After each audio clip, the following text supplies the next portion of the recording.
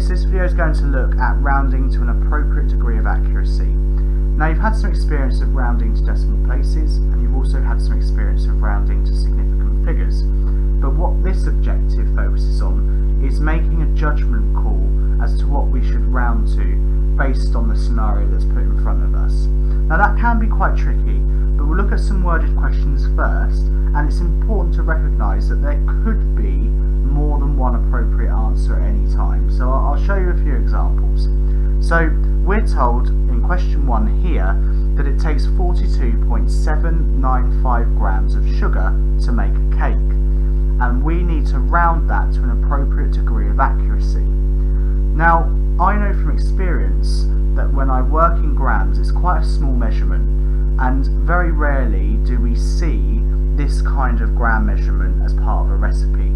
So what we do see more often is it rounded in 5s or 10s or something along those lines. So I'm going to round this number to the nearest 10 because I feel like that might be the most appropriate rounding technique. So if I round this to the nearest 10, I've got 42. So the 4 is in the tens column and the 2 means that I would round off.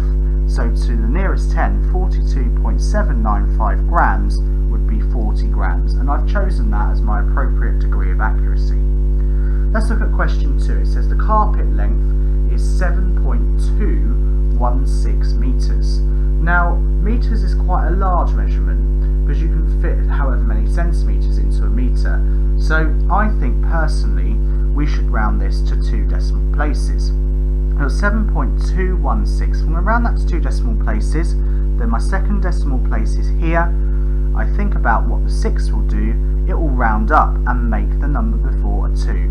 So to 2 decimal places, this would be 7.22 metres. Now that's just what I've decided to use.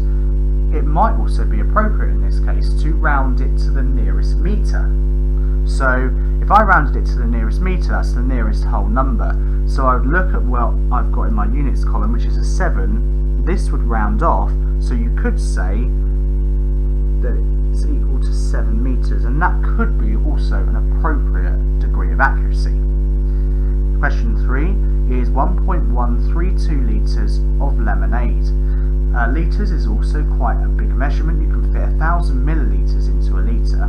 So in terms of rounding this number, I'm going to go to 1 decimal place. Okay, so for this one, I'd highlight where my first decimal place is. I'd look at the number next door. It rounds off. So to 1 decimal place, this would be 1.1 litres. Okay, and what that effectively means is 1 litre and 100 millilitres. So that's why it's appropriate for that. 0.541 miles from Jeremy's house to the nearest shop. So usually we don't get 3 decimal places for mileage. 2 decimal places is the maximum really. So I'm going to go with that. So I've got 2 decimal places. I've got 5 and the 4. The 1 here I will round off. So it'll just cut off at 0.54. That is my suitable degree of accuracy. You could go one step further because quite often when we look at mileage, people will measure it to the nearest mile, or they might say it's 3.5 miles or 4.5 miles. So you could go to 1 decimal place. That could also be an appropriate degree of accuracy. If I went to 1 decimal place, I'd highlight my first decimal place, the 4 would round off, so that could be 0.5 miles. So that could also be an appropriate degree of accuracy. And then finally, the maximum temperature in Birmingham is 11.721 degrees Celsius. Now if you look at a weather forecast, very rarely do they have decimal numbers as a degrees. So personally for me, I feel like this should be rounded to the nearest centigrade, so the nearest degree. So 11.721, I'm going to round that to the nearest whole number, so I'm going to highlight where that is, and the 7 here would round up, so 11.721 degrees centigrade would be rounded up to 12. And once again, that's because we don't usually see any decimals in temperature. It's let's have a look at some other questions. So, state how many decimal places the answer should have when finding the area of this shape. Now, I know that the area of a shape is base times height, but that's not what the question is asking me. It's asking me how many decimal places should my answer have. Well, if I look at the measurements of this shape, this measurement, the base, has 1 decimal place, and this height also has 1 decimal place. So a suitable degree of accuracy would be to have 1 decimal place in my answer.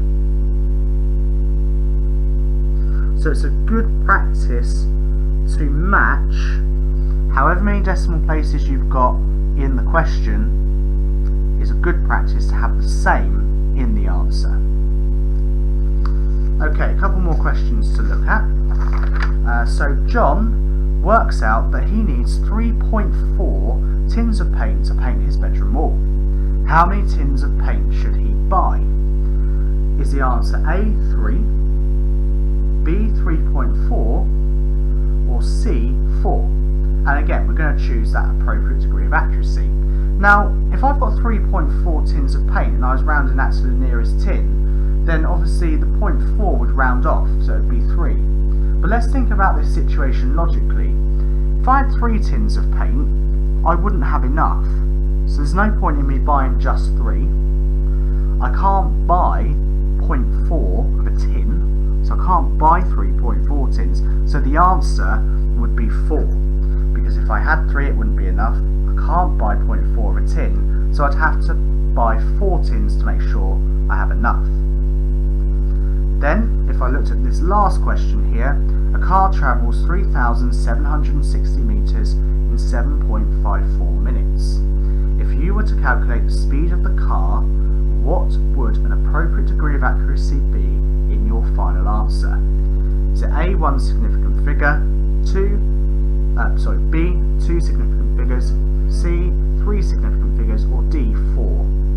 So let's think. This is a bit like what we did on the previous example where we had the area of the shape.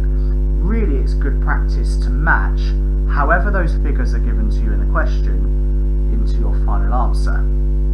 Now, significant figures I know are any number between 1 and 9. Okay, so if I look at the two numbers that I'm given in the question, I'm told we've got 3,760 metres and 7.54 minutes. So, let me see how many significant figures are in each of these numbers. So, in the 3,760, I've got 1, 2, 3 significant figures. For the minutes, I have 1, 2, 3 significant figures too, because they're all numbers between 1 and 9. 0 is not a significant figure. Therefore, if I've got 3 significant figures in both parts of the question, then a suitable degree of accuracy in my final answer would also be to have 3 significant figures. Okay? So a variety of questions there. Pause the video as much as you need, watch it as many times as you need, and just get in touch if you have any questions.